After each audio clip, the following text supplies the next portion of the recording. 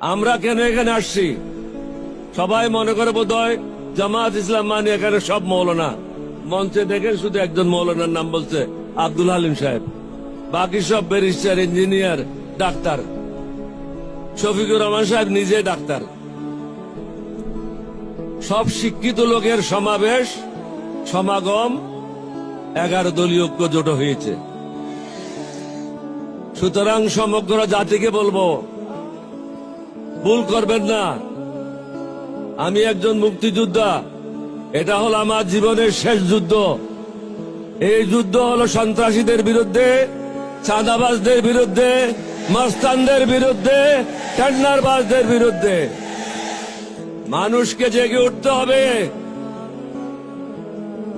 কয়েকটা টাকার বিনিময়ে, মিথ্যা কথার আশ্বাসে জাতিকে বিক্রি করবেন না।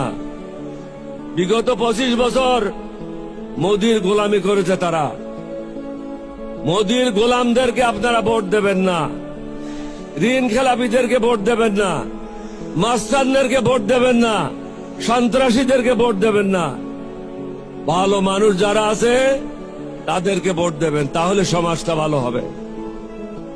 আপনি একটা হারামিকে ভোট দেবেন আর বলবেন যে সমাজ ভালো করেন, সমাজ কিভাবে ভালো হবে? সমাজ ভালো করার জন্য ভালো লোকদেরকে ভোট দিতে হবে।